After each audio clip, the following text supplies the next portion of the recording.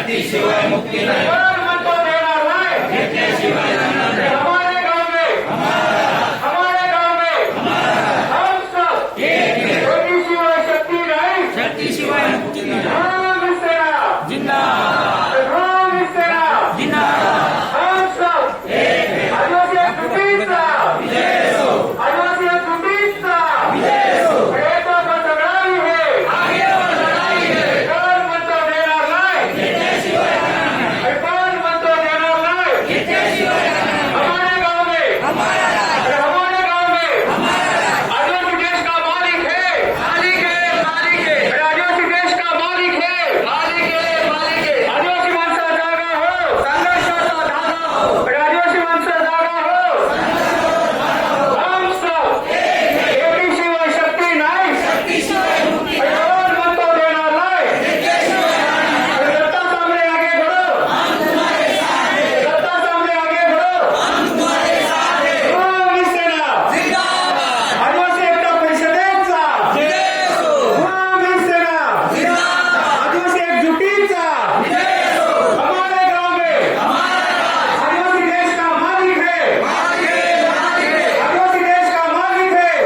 Form भरायला लागले होते मग आणि आपण विरोध करत होतो नका बोलू आपलं घर आहे आपलं पार आहे त्याला काही लोक आपल्याला सांगत होते काहीतरी भेटून जाईल ना आता त्याचा उल्हाडा होतं नेमकं काय त्यांच्या डोक्यात आता मी याच्यातली जी कायदेशीर बाजू आहे त्याच्यामध्ये आपण नंतर आणखी खोलात जाणार आहोत याचं एक आपण अभ्यास आणखी करत राहू त्याच्याबद्दलची उत्तरं पण आपण देत राहू आणि आता माझ्यापेक्षा जास्त प्रकाश जाधव आणि आपले अध्यक्ष दत्ता तावडे हे याच्यावरती जास्त खोलात काम करतात ठीक आहे ते आपण पुढे करू पण एक मी व्यापक पातळीवरती काही गोष्टी सांगतो आणि ते आपण नीट समजून घेऊ. एक गोष्ट लक्षात घ्या की पालघर जिल्हा हा आदिवासी बहुल जिल्हा आहे ही गोष्ट आपण विसरायची नाही. सरकारला ही ओळख पुसून टाकायची आहे. त्याचं कारण काय तर कालपर्यंत वसई विरार हा पट्टा जो होता एक 4 नगर परिषदा होत्या ग्रामपंचायती होत्या काही विकास काय नव्हता इकडे जेमतेम ट्रेन चालत होत्या तर कोणाचं लक्ष नव्हतं. आता आपला पालघर जिल्हा विकास चाललाय है ना बटाला देवी उतरी भट हात पाय पसरी तर त्या पद्धतीने आपल्याकडे बुलेट ट्रेन आली वाढवून बंदर लागतायत एक्सप्रेस वे अमुक तमुक त्याच्या विरोधात आपण लढत आलो आणि का लढत होतो त्याचं कारण हे सरकार दाखवते आपल्याला. आता ते करता करता त्यांना आता पालघर जिल्ह्यातला आदिवासी भूमिपुत्र नको आहे काय त्यांनी जमीन अडवून धरलेल्या आहेत. आता त्या जमिनीवरचा माणूस नकोय पण ती जमीन पाहिजे. मग जमीन काढायची कशी तर जमीन काढण्यासाठी सगळ्यात पहिले तुम्ही झोपडपट्टी अतिक्रमित आहात हे ठरवायचं. मग अतिक्रमित एकदा ठरवलं की मग तुम्ही पात्र की अपात्र याच्यामध्ये झोपून द्यायचं. एकदा पात्र अपात्रचा खेळ सुरू झाला की तुम्ही पहिले एकमेकांची भांडायला लागल याचा माझा काय कागद केला माझा कसा नाही गेला मी आणि हे शेजारीच आम्ही बरोबर राहतोय झालं भांडण. मग त्यांनी वशिला लावला यांनी माझं ऐकलं नाही पण इकडे डोकं पडायला ना आलं का लक्षात. दुसरी गोष्ट विसरायची आहे. मग तिसरी गोष्ट आहे सरकार नंतर बनलं आपण आधीपासून आहोत ही तिसरी गोष्ट विसरायची नाही. आता या 3 गोष्टी जर एक लक्षात ठेवल्या तर बाकीच्या गोष्टी आपल्याला बनवता येते. त्यातला एक महत्वाचा विषय काय तो महत्वाचा विषय असा आहे तो की आपण गेल्या 10 ते 15 वर्षापासून मला तर 15 वर्ष तर झालीच नाही जास्त 2007 पासून कितीतरी मोर्चे काढून आपण सारखं सांगतो 20 वर्ष झाली 20 वर्ष पारंपरिक आदिवासी पाण्याची नोंद करण्यात आली. महानगरपालिका अस्तित्वात आली ज्या दिवशी ती अस्तित्वात आली त्या दिवसापासून महानगरपालिकेला सांगतो की तुमच्या नकाशावरती आमच्या आदिवासी पाण्याची आणि घरांची नोंद करा त्या आहेत बरोबर. तहसीलदारकडे आपण महसूल खात्याकडे वारंवार पाठपुरावा करत आलेलो आहे. आपले सर्व मोर्चे इतर विषय तर होतेच पण महत्वाचा पहिल्या नंबरचा विषय आपला नेहमी नियमानुकूल करण्याचा घर घराखाची जमीन आणि आमचा आदिवासी पाडा समाजाच्या नावाने आमच्या आदिवासी बांधवांच्या नावाने करण्यात यावा ही आपली नेहमी पहिली मागणी झालेली आहे. बरोबर. त्याप्रमाणे आपले अर्ज गेलेले आहेत, प्रकरण आहेत, बनवलेले आहेत आपण तिकडे. आधी प्रकरण पुढे सरकलेली आहेत, आयुक्तांपर्यंत गेले कोकण विभागाच्या. जनता दरबारमध्ये इथं वारंवार आपण पाठपुरावा केलेला आहे. आता इथं दत्त सावळे मला दाखवत होते, मानव अधिकार आयोगाकडे आपण तक्रारी केल्या, त्यांचे उत्तर आलेले आहेत, त्यांच्या नोटीस आलेल्या आहेत. हे सर्व आपण केलेलं आहे. आता या सर्व गोष्टींचा उपयोग होणार आहे. कधी काय असतं ना, ही अजून कागद काय होणार, असं करून काय होणार असं वाटतं आपल्याला. पण एवढ्या वर्षांपासून आपण हे जे करून ठेवलं त्याचा आता आपल्याला नीट उपयोग होणार आहे.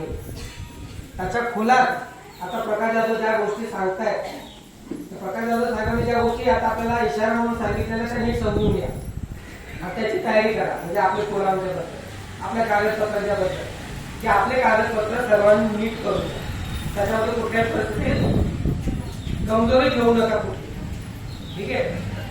सगळ्यांचं सरसकटपणे आपण कसा पुढे न्यायचं तो करू. कारण आपलं म्हणणं स्पष्ट आहे की पालघर जिल्हा आदिवासीचा असल्यामुळे या सर्व गोष्टी आदिवासीसाठी वेगळ्या पद्धतीने झाल्या पाहिजे.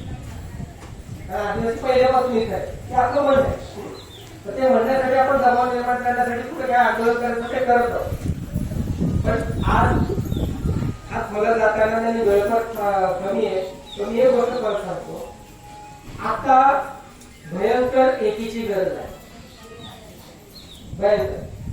आता म्हणजे ना, तू जाऊ दे काय झालं मीटिंग मध्ये मला सांग असं करू नका. आता झाडू सगळ्यांना एकत्र काम कर. तू मोठं बघू दे मग मी बघतो. आपल्या आयांना बहिणींना का मोठं वाटलं नसते, स्वतः पण या. आता मुलांना पण आणा.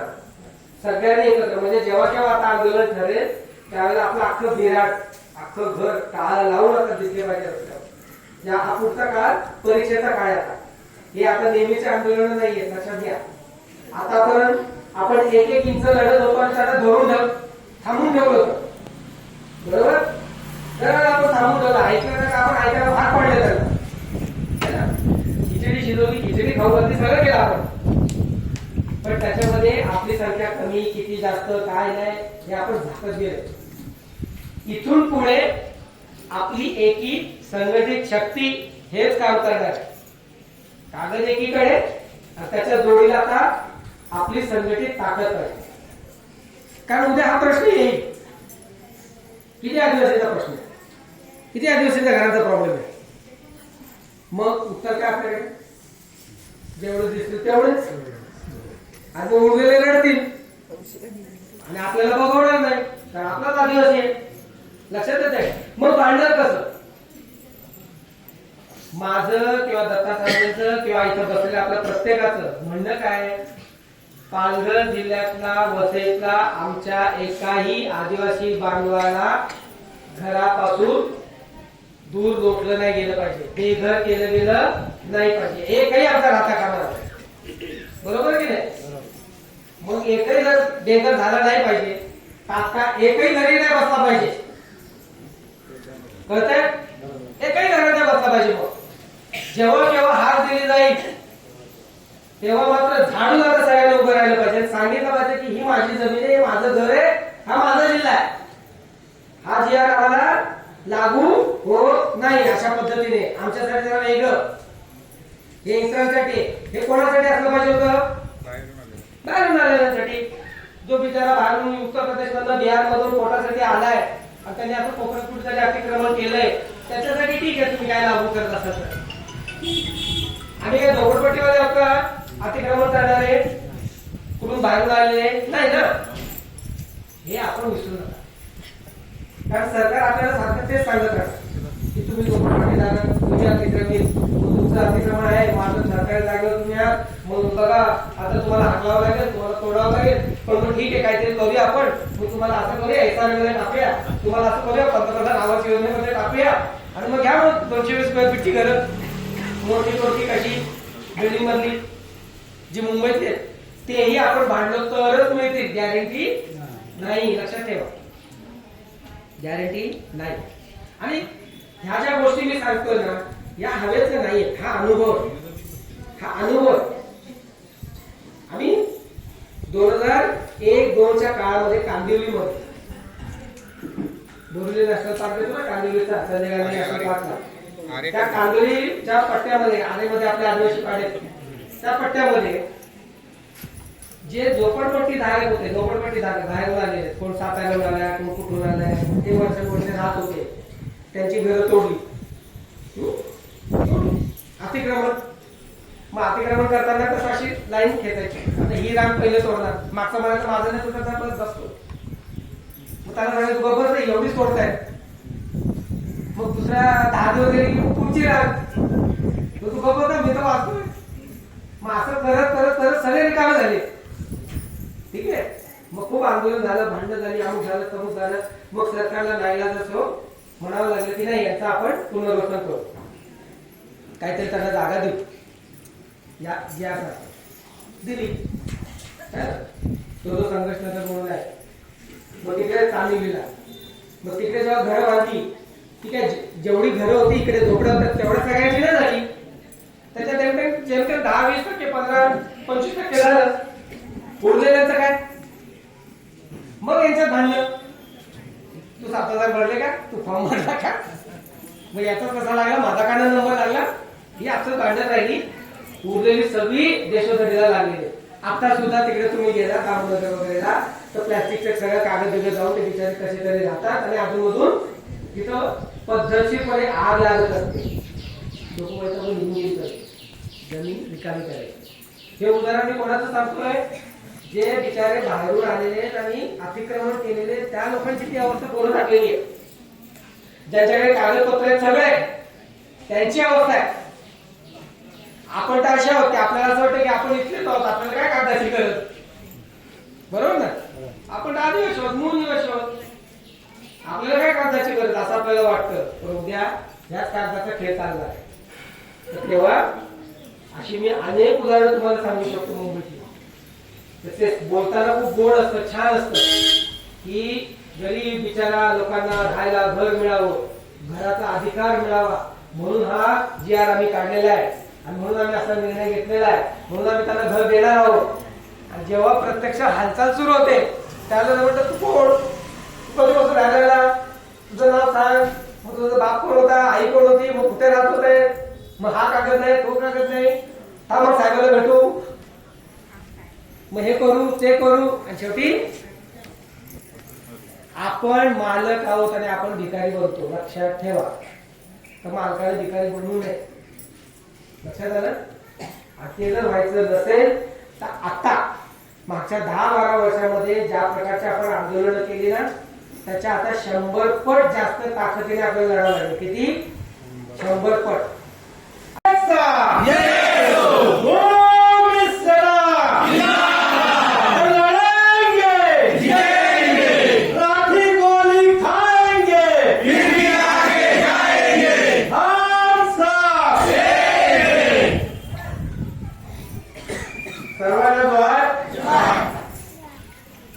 आज आपण ही जी मीटिंग अर्जंट बोलवली आणि त्या मीटिंगला बऱ्याचशा पाड्यातले कार्यकर्ते, प्रत्येक जण आपापल्या घरातला कार्यकर्ता आज इथे उपस्थित आहेत.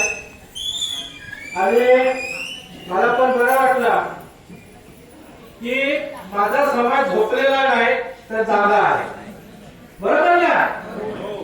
आपण झोपलो तर आपली पुढची पिढी झोपून जाईल. त्याच्यासाठी आता आपल्याला जागा राहणं हे फार गरजेचं आहे. आणि आज आपण इथे सगळे आल्यात. आपला महत्वाचा प्रश्न आहे, कारण आज वसई तालुक्याच्या पश्चिम पट्ट्यामध्ये जो आपला आदिवासी समाज राहतो त्याच्याकडे 1 इंचही या वसई तालुक्यामध्ये जागा नावावर नाही. आज आपलं जो अस्तित्व आहे या वसई तालुक्यात तो अस्तित्व म्हणजे फक्त आणि फक्त आपलं घर आहे. या घराच्या पलीकडे आपल्याजवळ काही नाही. आता जो सरकारने नवीन कायदा काढलेला आहे की जी 2000 म्हणजे 10 पर्यंतची घरं आहेत ती नियमापूर करायची आहे. आज मला सुद्धा सरकारला सांगायचं आहे की ह्या भारत देशाचा मूळ निवासी आदिवासी आहे आणि इतर जे कोणी आलेले आहेत ते इतर देशातून इतर राज्यातून इथे या भारत देशामध्ये व्यापारासाठी आलेले होते. कुठल्याही प्रकारचे जाती धर्म नसताना त्याच्या आधीपासून राहणारा या निसर्गाला पूजणारा तो आदिवासी आणि तो या सर्वांच्या आधीपासून राहतोय.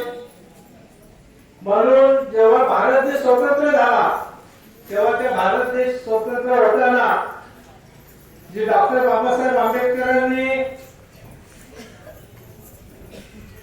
जी घटना लिहिली त्या घटनेमध्ये सुद्धा स्पष्ट त्यांनी लिहिलेलं आहे की या भारत देशातला आदिवासी तो मूळ निवासी आहे. तो बेघर असेल तर त्याला सरकारी जागेवर घर बांधून राहता येतो आणि असं असल्या कारणामुळे अनेक कायदे झाले. सरकारी जागेवरची घरं नियमापूर करा त्या कायद्यामध्ये स्पष्ट लिहिलेलं आहे की एससी आणि एसटी म्हणजे आदिवासी आणि दलित लोक ह्यांची घरं कुठल्याही शर्ती न लिहिता परस्पर त्यांच्या नावावर करायचे आहेत. जसा आता प्रकाश जाधव ते आताच्या कायद्याचा वाचून दाखवलाच म्हणला की काय काय अटी शर्ती आहेत. तुम्हाला घर जर तुमच्या नावावर करायचं आहे तर 2010 पर्यंतची तुमची घरपट्टी पाहिजे, तुमचं लाईट बिल पाहिजे, तुमचा मतदान फोटो पाहिजे. या सगळ्या गोष्टी 2010च्या आधीचे पुरावे सिद्ध करायचे आहेत. आणि आधीच्या कायद्यामध्ये स्पष्ट लिहिलेलं आहे की एससी आणि एसटी म्हणजे आदिवासी आणि दलित लोकांना कुठलीही शर्त न ठेवता त्यांच्या घराखालची जागा त्यांच्या नावावर करून दे. हे आधीपासून आहे आणि त्या कायद्यानुसार आपण 2008 पासून तहसीलदार, प्रांत, कलेक्टर, महाराष्ट्र सरकार ते दिल्लीपर्यंत आपण पाठपुरावा करतोय की आमच्या राहत्या घराखाली जागा आमच्या नावावर करून द्या. आज तहसीलदारांनी पंचनामा केला, प्रांताला दिला, प्रांतांनी कलेक्टरला दिला. त्याच्यानंतर आपण महाराष्ट्र शासनाला अर्ज केलेला होता, तिथून सुद्धा कलेक्टरला पत्र आलेला. परंतु कलेक्टर लक्ष देत नसल्या कारणाने आपण दिल्लीला 2 वेळा जाऊन कलेक्टरची तक्रार केली की कायदा असून सुद्धा आमच्या आदिवासी समाजाच्या राहत्या घराखाली जागा त्यांच्या नावावर कलेक्टर करत नाही, म्हणून त्या कलेक्टरवर कारवाई झाली पाहिजे अशी तक्रार केली. तेव्हा कलेक्टरला दिल्लीवरून 2 पत्र आले. दिल्लीवरून 2 पत्र आल्यानंतर की आदिवासी लोकांच्या राहत्या घराखाली जागा त्यांच्या नावावर करा आणि त्यांना सातबारे द्या. तसेच जे आदिवासी पाडे आहेत त्या पाड्यांची नोंद सातबाऱ्याला घेऊन ते गावधन घोषित करा असं स्पष्ट दिल्लीवरून 2 पत्र आलेले आहेत. आणि जे आपले राष्ट्रीय मंत्री आहेत रामदास आठवले यांना सुद्धा आम्ही जाऊन भेटलो, जे सामाजिक न्याय मंत्री आहेत पूर्ण भारत देशाचे. आणि दिल्लीला आणखी आपल्या आदिवासी समाजाचा आयोग आहे जे आदिवासी समाजाचीच कामं करतात पूर्ण भारत देशातली. त्यांना आम्ही 2 वेळा जाऊन भेटलो. त्यांनी सुद्धा पत्र कलेक्टरला दिला आणि तिथून तो दबाव आला म्हणून कलेक्टरनी ते आपल्या ज्या घराखाली जागा जागेचे अर्ज होते ते विनायला महानगरपालिकेत मुख्यालयात पाठवले आणि नंतर त्या महानगरपालिकेतून आपल्या बरेचशा पाड्यांचा सर्वे सुद्धा त्यांनी केलेला आहे आणि दुसऱ्या पाड्यांचे पण सर्वेचं काम चालू असताना या महाराष्ट्र सरकारने हा एक नवीन कायदा काढला. आज तुम्हाला असं वाटत असेल की आपण सतत किती अर्ज भरायचे, हा तुमचा गैरसमज होईल आणि त्याच्यासाठी आज आम्ही तुम्हाला इथे बोलवलेला आहे. करतो ते म्हणजे 20 वर्ष 20 ते 21 वर्ष झाले आपण त्याच्यासाठी पाठपुरावा करत आहोत, भांडत आहोत आपण सरकारपुढे. पण आता ही आपण आपली शेवटची लढाई आहे ती आपण सगळ्यांनी लक्ष आज आपण एकत्र जमलो आहोत. तसेच याच्या संख्येने दुप्पट संख्येने आपण ती लढाई लढली पाहिजे. म्हणजे प्रत्येक आदिवासी हा त्याच्या मनामध्ये प्रत्येक घरी वाचलं पाहिजे, प्रत्येक आदिवासीच्या मनामध्ये राहिलं पाहिजे आणि ते आपण वाचवलं पाहिजे. तसंच आता जाधव साहेबांनी ज्या अटीसाठी म्हणजे 6 पानाचं जे आपल्याला हे वाचून दाखवलं अटीसाठीचं पत्र, ते 6 पान म्हणजे पाठचं 12 पान आहेत. म्हणजे ते एवढ्या त्या अटीसाठी आहेत त्याच्यामध्ये की ते आपल्याला अंगात सुद्धा समजत नाही एवढ्या.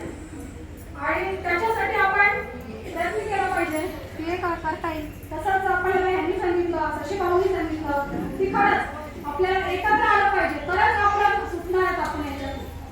तर असे जे आज आपण जमलेले आहेत